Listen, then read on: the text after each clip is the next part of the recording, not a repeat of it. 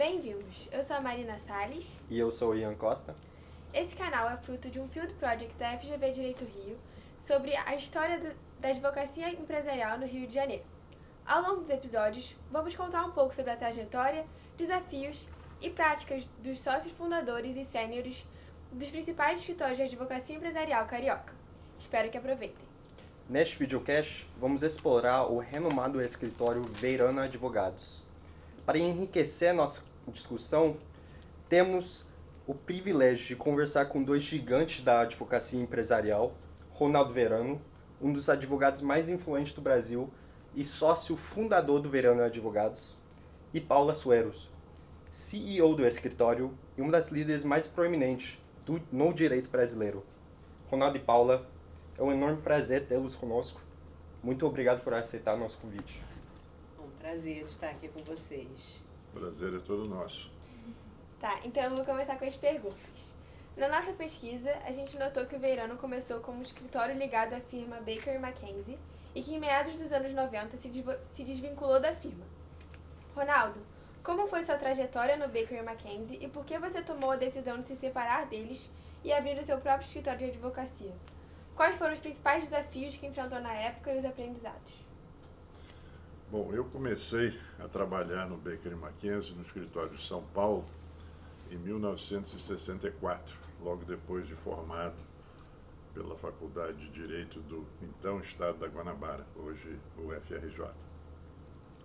E me mudei para São Paulo e trabalhei lá durante 2 anos e meio. E eu tinha muita vontade de voltar aos Estados Unidos. Eu tinha passado 1 ano nos Estados Unidos quando eu era mais jovem, adolescente ainda, terminei o curso secundário numa high school americana, um projeto do American Field Service, e tinha muita vontade de voltar aos Estados Unidos para trabalhar e estudar. Não consegui que o escritório Baker McKenzie de São Paulo me mandasse para a sede em Chicago. Então eu me desliguei do escritório de São Paulo, Baker McKenzie, e fui trabalhar numa empresa chamada The Kendall Company, a convite do General Counsel dessa companhia, que eu havia conhecido quando ainda trabalhava no Rio de Janeiro. Aí foi uma oportunidade excelente, porque eu me mudei para Boston, eu trabalhava durante o dia e frequentava a Universidade de Direito à noite. Eu já era advogado brasileiro, mas resolvi fazer o JD em vez de fazer um mestrado.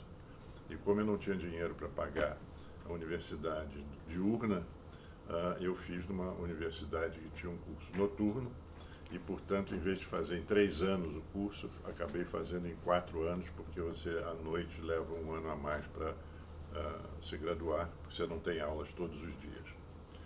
E passei 4 anos nessa batalha de trabalhar e estudar.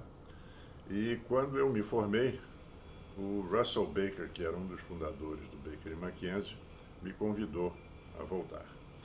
Essa história do Baker McKenzie é muito interessante, porque quando eu me desliguei do escritório em São Paulo, no último dia de trabalho, o Mr. Russell Baker tinha vindo ao Brasil visitar o escritório de São Paulo.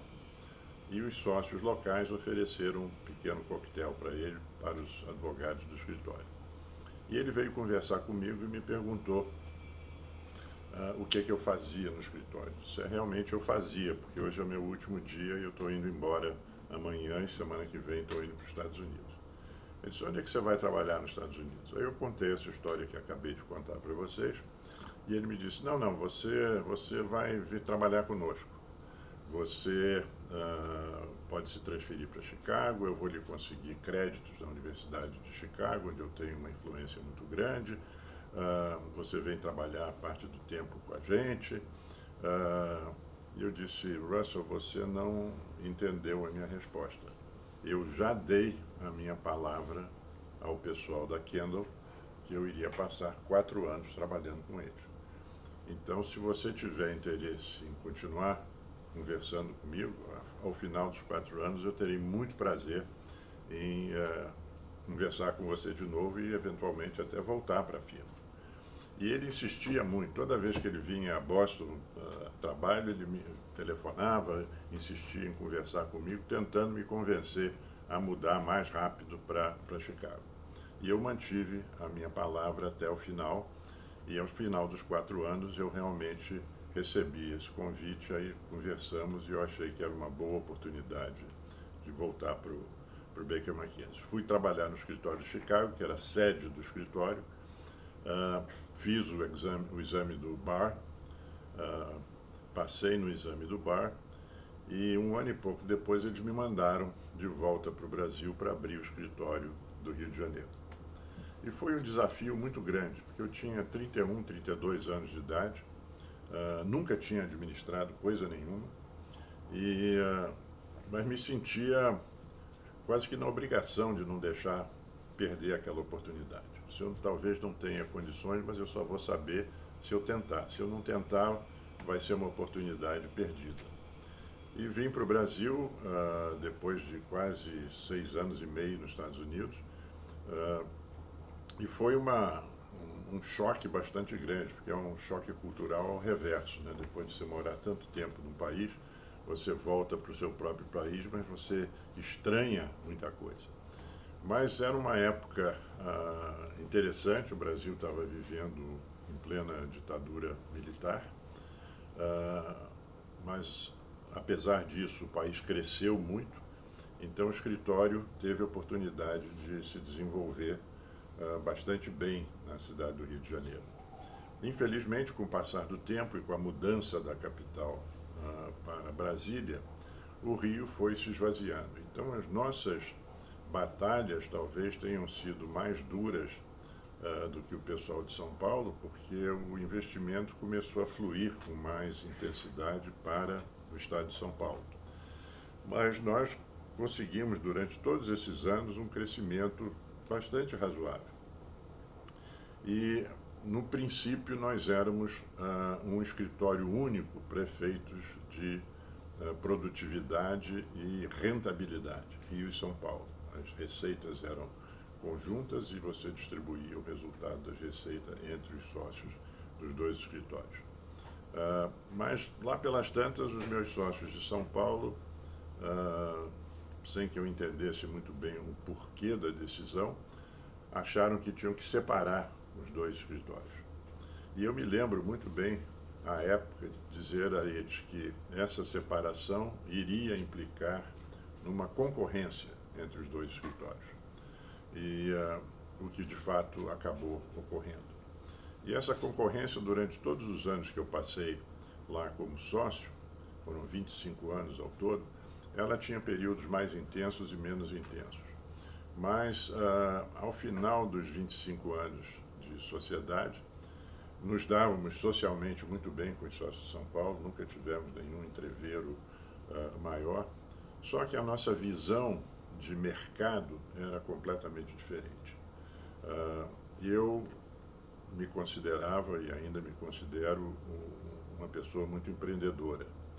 E o pessoal de São Paulo tinha uma atitude um pouco mais conservadora. Eles achavam que o simples fato do Baker McKenzie poder mandar os clientes para eles, etc., era o suficiente para manter o escritório.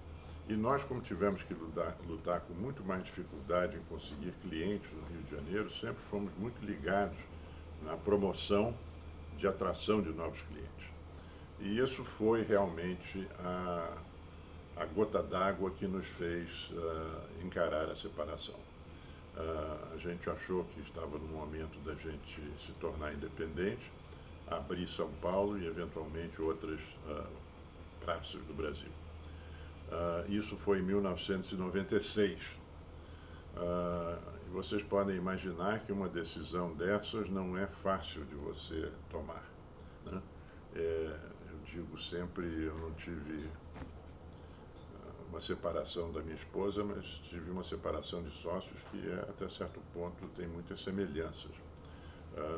Então, foi uma decisão muito dura, perdi muitas noites de sono, você fica imaginando como é que será o dia de amanhã, será que eu vou conseguir atrair o mesmo tipo de cliente, será que a gente vai ser bem sucedido? Nós tínhamos um grupo muito pequeno e empregamos as nossas economias na fundação do novo escritório, mas nós tínhamos 3 meses de sobrevivência. Se os clientes parassem de pagar, a gente podia sobreviver 3 meses. Mas, felizmente, como a separação foi uma separação amigável, nós assinamos uma carta em conjunto dizendo aos clientes que a nossa relação estava chegando ao fim e que, basicamente, eles tinham que decidir com quem ficar. E, para nossa surpresa, nós acabamos ficando com a maioria dos clientes. Nos nossos cálculos, a gente achava que 50%, 60% dos clientes já estava de bom tamanho. E acabamos ficando com quase 90% da clientela. E isso nos deu uma grande injeção de ânimo. Nós abrimos São Paulo e logo depois Porto Alegre e um pouco depois Brasília. E isso foi realmente muito bom porque nos deu a certeza de que a gente iria vencer naquele mercado. Então os desafios foram muito grandes, mas eu acho que na vida tem que encarar os desafios com otimismo, você tem que ter coragem de enfrentar as dificuldades.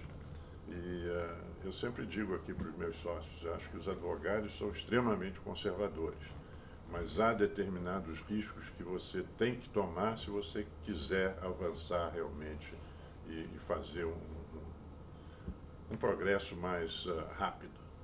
Mas as opiniões às vezes divergem, a gente tem um regime muito democrático, então nem sempre a gente consegue unanimidade dos sócios num projeto de expansão. Mas a vida é feita de desafios e de derrotas. Estávamos conversando antes de chegar aqui com o meu filho, estava me dizendo que um dos jogadores de basquete americano, numa entrevista aos jornalistas, dizia que o importante não são as vitórias, é você conseguir se levantar depois das derrotas.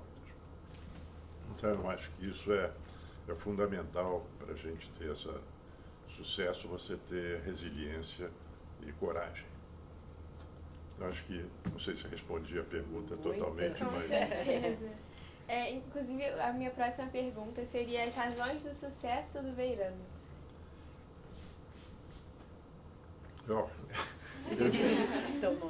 Eu diria que algo também que eu repito muito aqui no escritório e nas palestras que eu faço,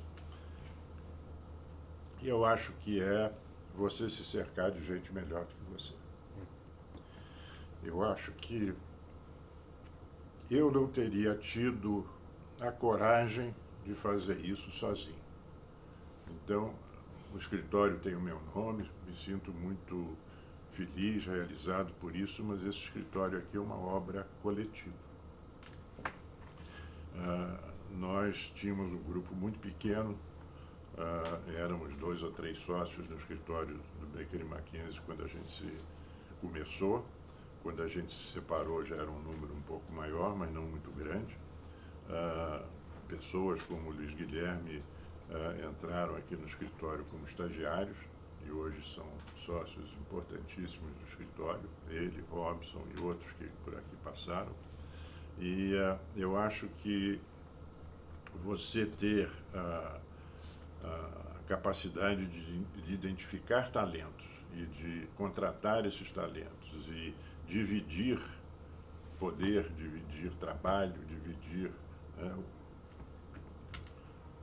um sonho de vida, eu acho que é profundamente importante. Muito válido.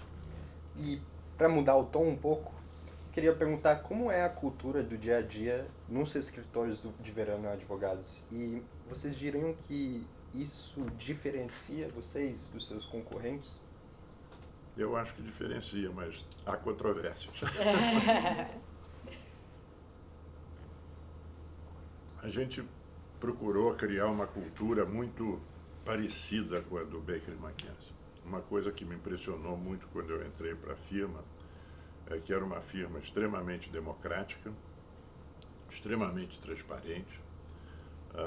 O Mr. Baker costumava dizer que ele queria, quando ele começou na profissão, trabalhar com pessoas que tivessem o mesmo entusiasmo pelo direito, que fossem pessoas sérias, comprometidas com o projeto, mas que todos tivessem uma oportunidade igual no desenvolvimento do escritório. E ele me dizia muitas vezes que ele não teria conseguido construir o império que ele construiu, foi durante muitos anos o maior escritório de advocacia do mundo, se ele não tivesse tido a coragem de dividir poder e dividir trabalho. E foi essa a nossa filosofia desde o princípio. E eu acho que isso nos distingue da concorrência. Às vezes eu leio na imprensa local ou estrangeira que alguns de nossos concorrentes estão num processo de democratização, de abertura na sociedade, de transição para a nova geração. Nós fomos pioneiros nisso. E fomos por decisão lá no início, que esse era o caminho para você ter um grupo de pessoas extremamente competentes, trabalhando juntos com um objetivo comum.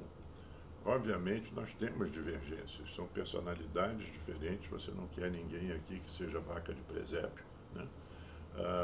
Mas nós criamos uma sociedade à semelhança do Baker e McKenzie, lá no início, nos anos 96, quando a gente se separou, que cada sócio tivesse um voto e que o voto dele contasse tanto quanto o meu, que era o sócio mais antigo.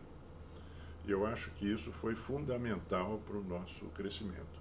Foi fundamental para você atrair talentos que a gente hoje tem a satisfação de contar aqui no nosso grupo de advogados. Porque você tem que imaginar que hoje em dia pessoas como vocês, que estão no início de carreira, cursando uma faculdade e vão iniciar a carreira, vocês são inteligentes, são ambiciosos, e se vocês não sentirem que o ambiente oferece oportunidades de crescimento, vocês vão procurar outras oportunidades.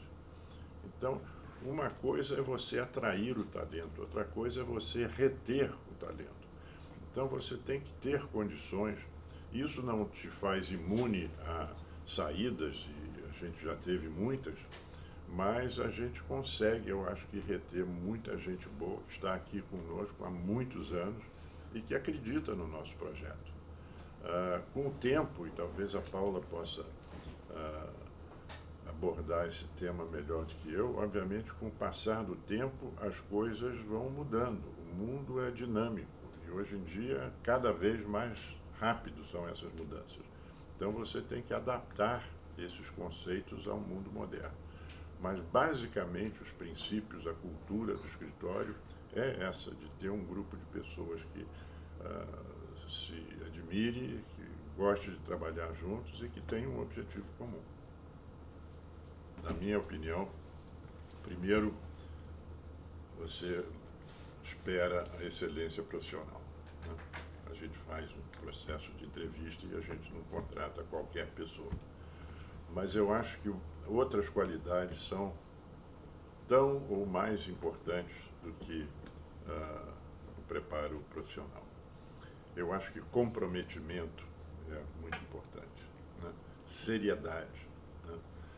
Realmente pessoas que comunguem dos mesmos princípios, não que sejam exatamente iguais a você, que sejam clones de você, mas que sejam pessoas que tenham um alto padrão ético, profissional, de dedicação.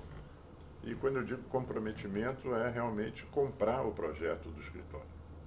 E a gente conversa com os novos jovens, principalmente os estagiários que vêm aqui. Muitos de vocês possivelmente não vão continuar aqui a vida toda, porque vocês vão querer fazer outras coisas. Mas os que quiserem ficar aqui têm que estar comprometidos com a cultura do escritório. E essa é uma preocupação, que à medida que você cresce, você tem que manter essa cultura muito firme para que você não perca as coisas que você trouxe lá de trás e que te trouxeram até aqui, né? E hoje em dia as pressões, as ambições, as mudanças no mundo são tão rápidas que, se você não abrir o olho, você acaba perdendo essas características.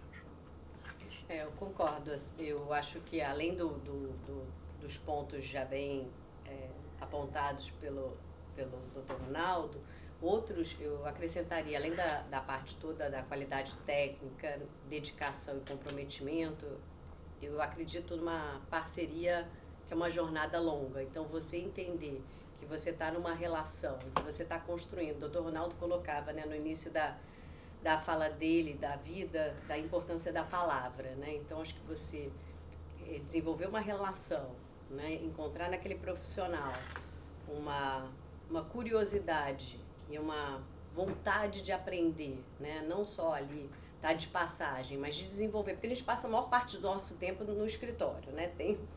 É claro que hoje a gente pensa muito em saúde mental, hoje a profissão, né, acredito, doutor Ronaldo, tenha mais limites do que aquela... A gente está mais consciente da necessidade de termos limites e uma preocupação com saúde mental. Mas, por outro lado, pela demanda do mercado, dos clientes, a velocidade que o mercado nos impõe hoje em dia, é uma coisa que está um pouco fora do nosso controle. O que a gente tem controle é o que está aqui dentro. Então, você encontrar em profissionais mais novos a sede do aprendizado é algo que a gente valoriza muito aqui, né? A gente envolve aqueles profissionais que estão entrando num programa de estágio. Isso não é uma passagem, isso é uma jornada. Então, a gente acredita que aquele profissional que demonstre a vontade de aprender, o comprometimento, esteja engajado, a dedicação e vista a camisa do escritório, porque a gente tem essa cultura muito aberta aqui dentro do escritório. Acho que vem uma pedra que o Dr. Ronaldo coloca como algo muito importante, é um valor que nos é muito caro. Então, vestindo essa camisa do escritório e estando conosco nesse comprometimento é algo que acredito que seja a diferença, né? A gente no escritório tem um baixo turnover. A pessoa que vem, ela fica, né? Numa jornada de longa. O Dr. Ronaldo estava colocando alguns dos sócios que estão há muito tempo, né? Eu me juntei ao escritório no mais recente, faço 11 anos de escritório, mas parece que eu estou uma vida, porque é isso, né? Você se sente à vontade aqui dentro, passa muito pela forma como os sócios te abraçam, né? Então, não há um distanciamento numa relação profissional, ao contrário, né? Os estagiários que entram, eles são engajados nos projetos, há uma preocupação do acompanhamento daquele estagiário, do desenvolvimento. A gente tem um programa, depois eu vou falar mais um pouquinho, mas do START, que é um programa de acompanhamento da carreira profissional. Então, aquele estagiário que demonstra a vontade, o comprometimento e vista a camisa do escritório, faz toda a diferença nessa jornada que é longa. Sim. E seguindo um pouco o que você falou sobre saúde mental também, a gente sabe que o work-life balance é um tema muito importante hoje em dia, né? Então a gente queria saber como que o escritório ele garante que esse work-life balance dos sócios e advogados integrantes ele seja adequado. Nós temos um programa de wellness dentro do escritório, então nós temos uma série de iniciativas internas que preocupam com a saúde do profissional. Nós temos incentivos e desenvolvimento de práticas esportivas, por exemplo. Então, outro dia um sócio estava colocando que ele criou um grupo dentro da equipe para que todo mundo fale, fiz exercício, não fiz exercício. Então era uma forma de motivar mesmo os profissionais. Então tem essa preocupação toda de saúde, né, no estrito senso, da prática esportiva e outras práticas que a gente tem internas que ajudam, são ferramentas que auxiliam, né, no seu dia a dia, mas acho que o mais importante, a gente tem uma cultura muito colaborativa interna no escritório. E a gente joga muito em time, como o Dr. Ronaldo colocava, acho que cada um tem sua fortaleza desse time.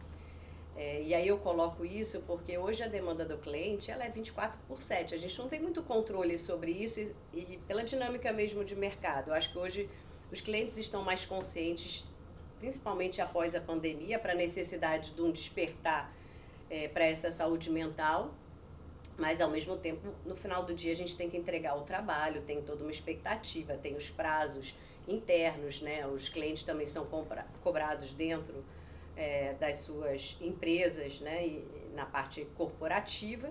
Então, acho que você jogar em time, e a gente tem times grandes dentro de cada uma das práticas, te permite você ter work-life balance, porque você não está sozinho, né? Você está num time jogando em equipe. Então, que permite as pessoas também terem uma vida pessoal também respeitada, claro, porque você está ali sempre com alguém te apoiando e na prática e na equipe, né?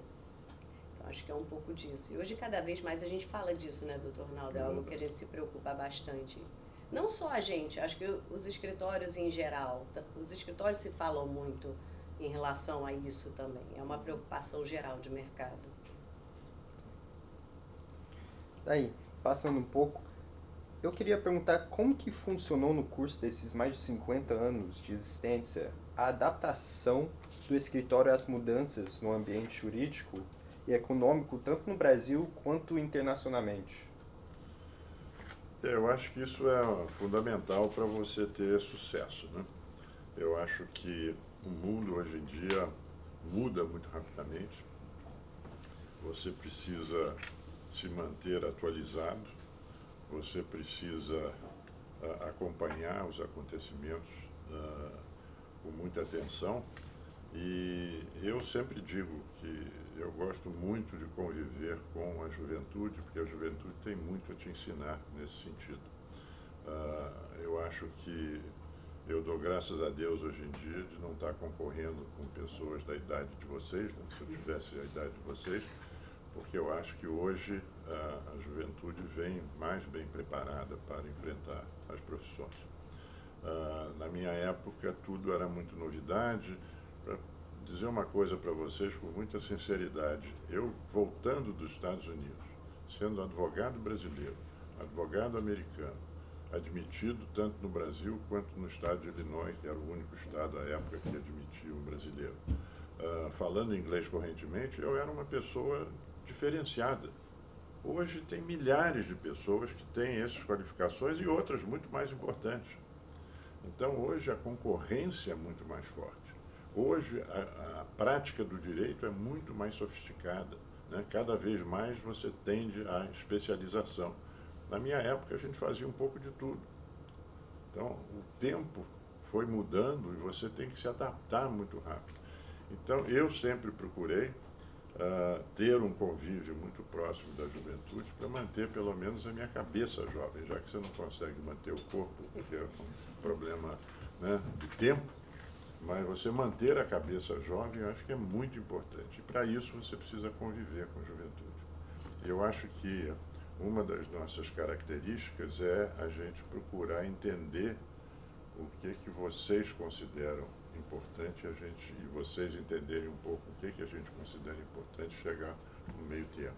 Você falou problema de equilíbrio, né, de tempo de saúde, de tempo de lazer. Vida pessoal e profissional, né? Eu acho que vocês estão certos. Na minha época, era diferente. Eu trabalhava 7 dias por semana. Isso é um absurdo. Sacrifiquei muito na minha vida familiar. Graças a Deus continuo casado com a mesma mulher, vou fazer 60 anos o ano que vem de casado. Mas ela foi uma heroína, porque eu me dediquei mais, talvez, ao escritório do que a ela. E você poderia descrever como foi o trabalho de advocacia durante a estabilização da economia durante os anos 90? A estabilização da economia? Sim. Eu acho que o Brasil passou por décadas muito interessantes, né? Eu vivi períodos, né, de ditadura, depois a volta à democracia, os anos áureos de crescimento a taxas muito elevadas, a problemas de crise, de esvaziamento do Rio de Janeiro. Uma das coisas que nos ajudou muito foi ter ido para São Paulo. Uma das razões que nos levou a sair do Baker Mackenzie é que o pessoal de São Paulo resistia muito à nossa participação no mercado de São Paulo. E a gente via que o Brasil estava crescendo mais em São Paulo do que no Rio, e que a gente precisava ter uma presença forte em São Paulo. Então eu acho que a evolução do direito, a prática do direito nesses últimos anos evoluiu muito. Para te dar uma ideia, você não tinha escritórios grandes, formados como você tem hoje, né? Hoje você tem uma série de escritórios com 400, 500, 600 pessoas ou mais, né? E isso mudou muito, e mudou muito rápido. Então você tem que se adaptar às novas condições.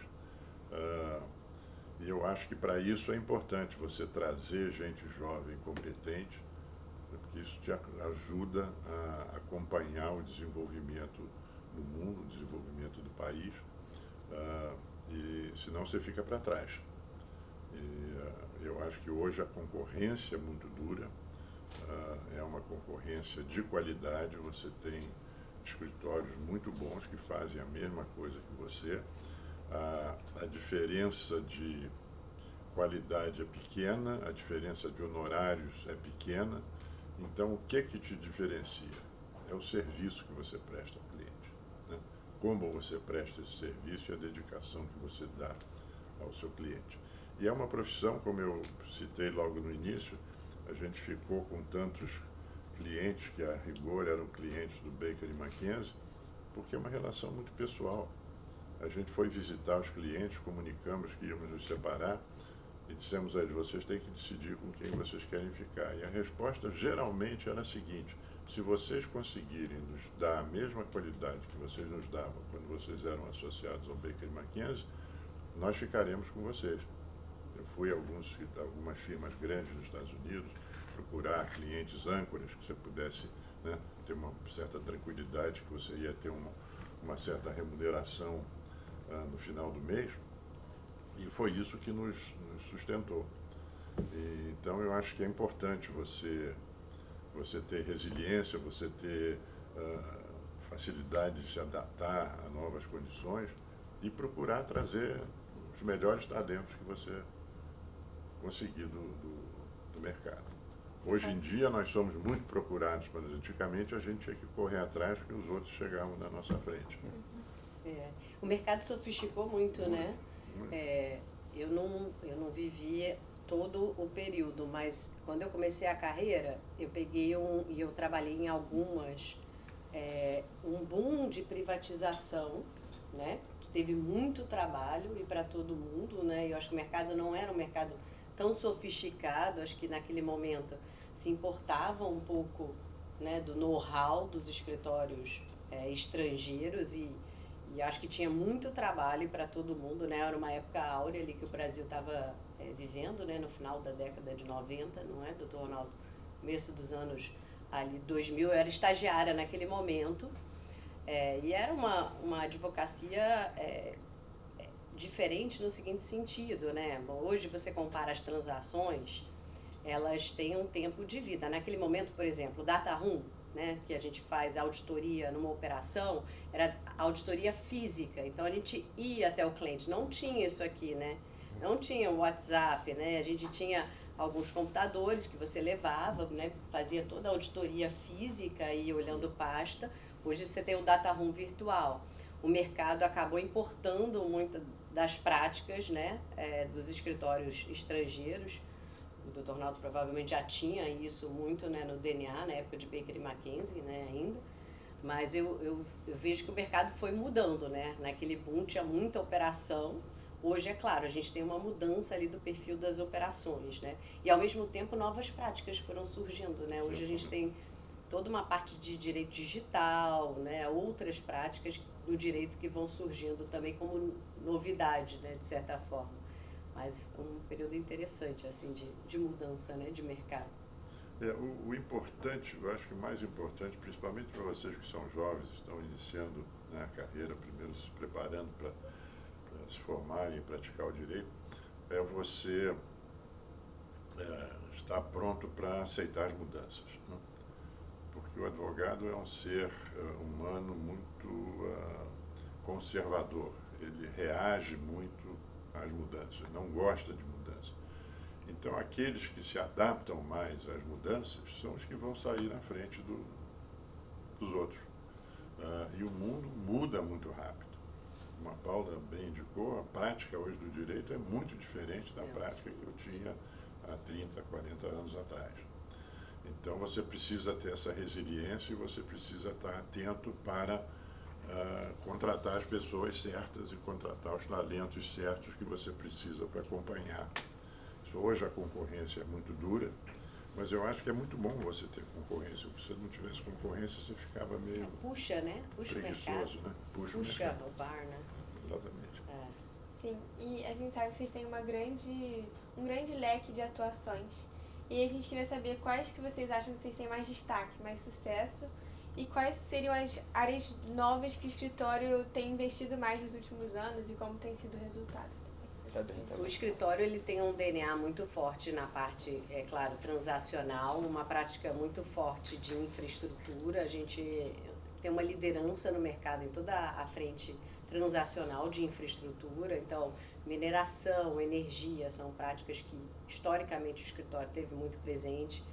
A gente se orgulha muito dos nossos times, né? Acho que é um escritório que a gente, de fato, é um escritório full service, então tem diferentes práticas. A gente tem uma prática trabalhista muito forte, uma prática fiscal muito forte, um contencioso muito forte, o transacional, né, com esse viés muito presente, não só de infraestrutura, mas a gente já tem uma liderança no mercado nessa parte toda de mineração, energia e toda a área relacionada. Então, eu diria essa parte transacional e todas essas áreas que muitas das vezes podem ser, né, áreas de um apoio ao transacional, mas que não, no nosso escritório tem um protagonismo, né? Nós temos sócios que lideram essas práticas, outras, né, contencioso, trabalhista, fiscal, propriedade intelectual. A gente tem uma prática muito forte de propriedade intelectual, normalmente são boutiques, escritórios boutiques. A gente tem dentro do escritório uma área muito grande, né, de propriedade intelectual, que também está ligada em toda essa parte de tecnologia, que é uma frente mais nova, né? Se a gente pensa nessa frente de tecnologia, LGPD, e que está tudo relacionado, né? Então, nós temos uma área forte de direito administrativo, direito público, acho que nas diferentes frentes. E se a gente pensa em o que temos de áreas novas, né? Nós vimos recentemente várias empresas expostas nessa parte de cyber, né? De segurança da informação. Então, a gente tem uma equipe multidisciplinar de cybersecurity, que está muito atenta ao mercado. Nós temos um sócio liderando uma prática de fintech, então toda essa parte de criptoativos, né, criptomoeda e fintech, instituições em geral. Nós temos uma área que tem se destacado muito e que há investimentos assim, relevantes no sentido de apoio, porque há um retorno grande e também uma prática multidisciplinar que é na frente de agro. Nós temos diferentes sócios envolvidos na parte de agro transacional, e não só o transacional, agro, também a parte regulatória do agro e a parte de mercado de capitais do agro também, né? CRA, emissão de CRA. A gente recentemente lançou outras frentes também atentos ao mercado, né? Então, a gente tem uma parte de bets, de apostas, que tem alguns sócios liderando. Eu acho que de novidade, se não está me faltando nada, é isso. Mas o DNA do escritório é um DNA muito atento a essa parte toda empresarial, e vem muito, né, do Dr. Ronaldo, que ele modestamente falou que ele é empresário, mas ele de fato é empresário e transmitiu isso para os sócios em geral. Então, acho que há sempre uma inquietude muito grande da gente estar atento às mudanças do mercado, né? Então, tá no front das discussões. Então, nós estivemos envolvidos em algumas discussões de regulamentação dessas áreas nascentes, né? Dessa mudança de mercado. Acho que tecnologia é uma delas, né? Que vem muito forte. Como é que isso tudo vai mexer com a nossa profissão, né? Essa inteligência artificial e outras frentes de tecnologia. E você está constantemente buscando uma maneira de se diferenciar dos seus concorrentes, né? E é difícil, porque a concorrência é muito boa. Como eu acabei de dizer, a diferença entre os escritórios grandes no Brasil é muito pequena.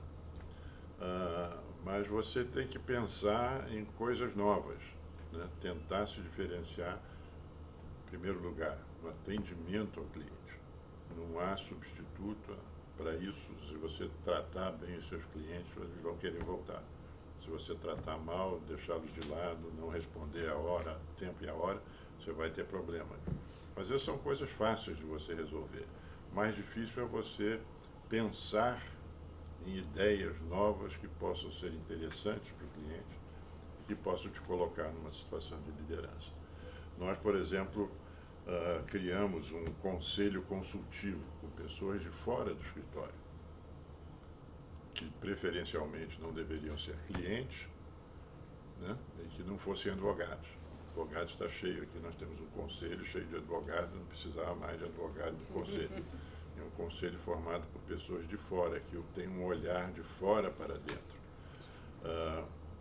A gente procurou entrar em áreas no início, antes que a concorrência entrasse, mas logo depois a concorrência vem, começa, às vezes até te passa, né?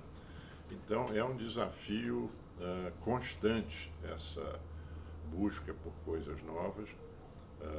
Você obviamente observa o que está acontecendo no mundo, o que está acontecendo no hemisfério norte, na Europa, na Ásia, e procura adaptar, tropicalizar essas coisas para o Brasil.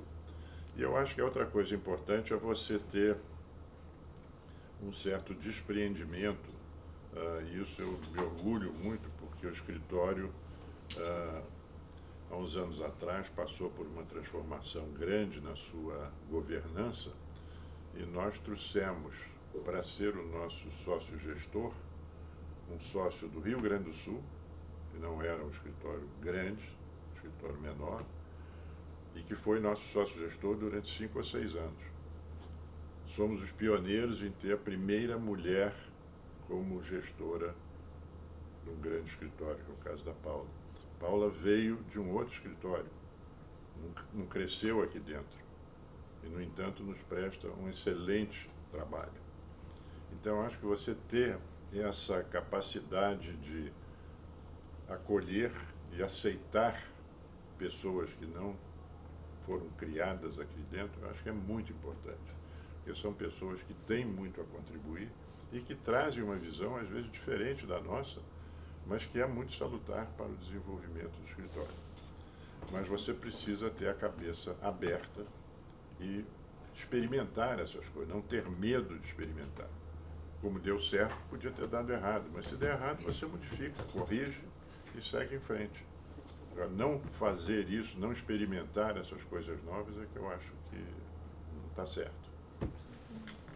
Paula, você mencionou sobre a inteligência artificial e a gente queria saber de vocês dois como vocês acham que a inteligência artificial vai influenciar no futuro do trabalho do advogado e como que o Veirano Advogados está se preparando para isso? Essa é uma pergunta que Isso é difícil. a gente pensa muito. Eu até conversei com uma outra publicação recentemente. Na minha humilde opinião, né, não vai substituir. A inteligência artificial ela não vai substituir, mas a gente não tem como negar a existência e a presença dessa ferramenta. E aí o que a gente, né, naquele momento estava conversando e conversando com outros representantes de outros escritórios que estão, o mercado inteiro está atento a isso, ela vem para facilitar como uma ferramenta para o trabalho de dia a dia, né? Mas ela não substitui o advogado na complexidade, soft skills, que eu acho que hoje, além do hard skills, soft skills, eles acabam também tendo uma relevância muito grande para as relações. Então, quando você pensa numa negociação na parte transacional, além do hard skills, que eu acho que é indispensável, né? A gente estava falando, o que qualifica e o que faz uma diferença para o advogado? A qualidade técnica, sem dúvida, né?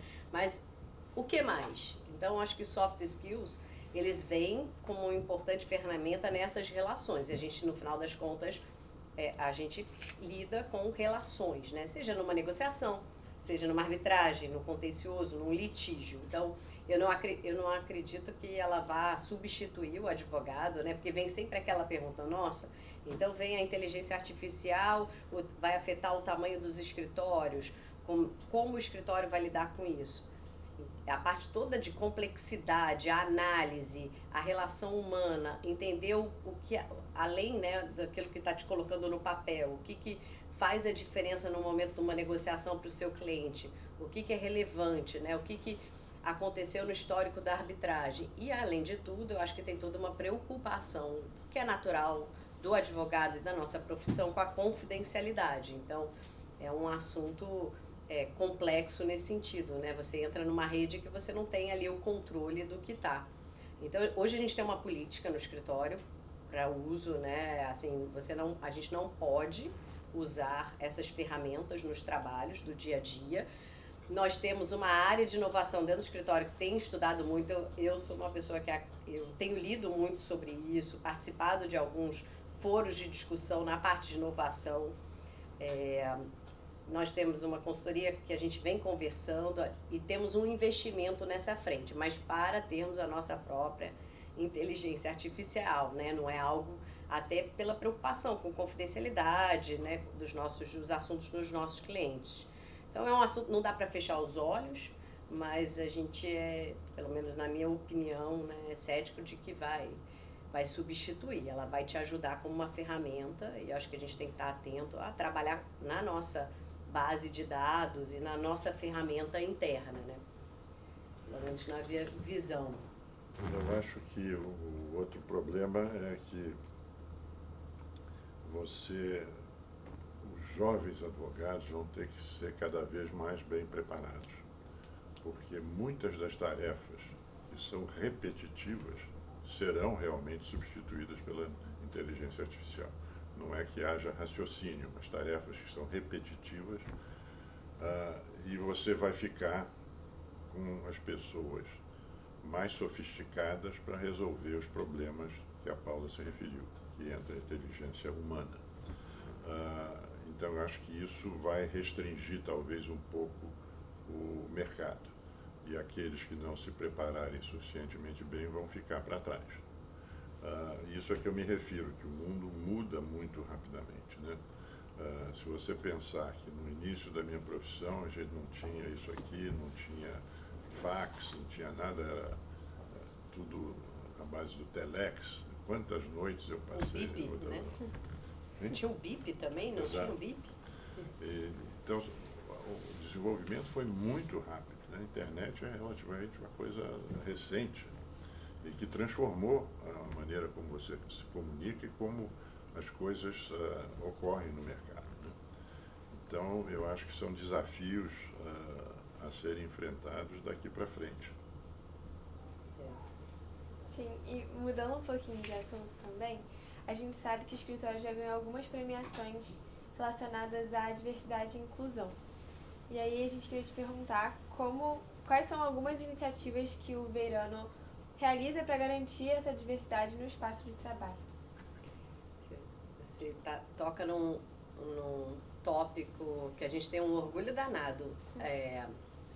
Em 2025, a gente completa 10 anos do nosso Comitê de Diversidade e Inclusão, que passou por diferentes momentos. Então, em 2015, nós tivemos essa preocupação da necessidade de ter uma atenção e um olhar para isso, não só passivo, mas ativo. Então, diferentes sócios formaram esse Comitê de Diversidade e Inclusão. E aí, o Comitê de Diversidade e Inclusão, ele tem subcomitês em diferentes frentes, né? Gênero é uma delas, né? A parte racial é outra. Um comitê geracional. Então, a gente tem diferentes comitês trabalhando e diferentes iniciativas. E hoje a gente se orgulha por ter uma diversidade muito rica dentro do escritório, um ambiente extremamente respeitoso, e eu acho que o que fez a diferença foi a conscientização, né? Quando você fala que a gente 10 anos tem conversado internamente sobre isso, atento a essa necessidade, e não só como porque o que a gente acaba vendo não é marketing, né? Só, é essência. Então, diferentes iniciativas foram feitas, a gente tem uma diversidade grande, né? Hoje a gente tem, na parte de gênero, na sociedade, a gente tem sócias mulheres, né, na sociedade de capital, a gente tem sócia no nosso conselho de administração, eu que estou na parte da gestão do escritório, então, e aí eu acho que a gente tem, né, um ambiente acolhedor para diferentes iniciativas também. Na frente racial, a gente tem um sócio muito ativo, atuando, então a gente atende em diferentes, assiste aquele advogado desde o começo, porque a gente também acredita que não basta você trazer a pessoa, você tem que se preocupar com a manutenção da pessoa, e para isso você tem que criar um ambiente acolhedor, porque senão a pessoa entra, mas não se sente confortável e sai. Então, na frente racial é uma delas, a gente acaba dando bolsas para essas pessoas, para que possam desenvolver o idioma, e a gente acompanha a carreira da pessoa. Então, hoje a gente tem diferentes iniciativas nesse sentido, né? Sim, é muito importante que as pessoas também se sintam confortáveis no ambiente, né? E além disso, a gente também viu que vocês têm o projeto Veirano Transforma, que demonstra compromisso com a realidade social. E aí a gente também queria saber quais são as principais iniciativas do escritório nesse quesito e como vocês fazem para impactar positivamente no ambiente empresarial. O VA Transforma também foi criado há algum tempo. Ele está sempre conectado com alguns pilares que são muito importantes para a gente. Então, o pilar de educação é um deles. Então, as iniciativas, várias delas estão ligadas à educação. O pilar social, socioeconômico também, obviamente, é algo que a gente está atento. Então, tem diferentes iniciativas nessa parte de você ajudar algumas instituições para que elas tenham as ferramentas, e aí a gente presta, né, com serviço advocatício, para que a pessoa ela possa ter ali as ferramentas mesmo para se sentir parte da sociedade, né? Nós temos alguns outros contribuições, a gente retorna para a sociedade muito do que a gente recebe, então na frente de criança, na parte de saúde, a gente tem algumas iniciativas na frente de esporte também, porque a gente acredita que o esporte é uma ferramenta de inclusão social. Então, sempre com o pilar socioeconômico, mas como a gente pode tornar aquele cidadão parte da comunidade num Brasil que já tem todas essas diferenças. E a parte educacional. A gente tem muito investimento na parte educacional do VA Transforma também, educação financeira, educação de base também, para que a gente possa acompanhar o desenvolvimento dessas pessoas e uma oportunidade no lugar de trabalho. Temos certeza que esses relatos serão de grande valor a todos que buscam conhecer mais sobre o direito empresarial e a parte da sua história no Rio de Janeiro. Agradecemos também a atenção e disponibilidade de vocês. Foi uma honra ter a oportunidade de ter essa entrevista e aprender bastante com vocês. Muito obrigada, Ian e Marina, pela oportunidade, né, doutor? Muito obrigado. Eu realmente me senti muito à vontade e fiquei muito lisonjeado com o convite que recebi de vocês. E espero que a gente tenha transmitido algumas ideias que inspirem vocês na profissão. E parabéns pela iniciativa, né?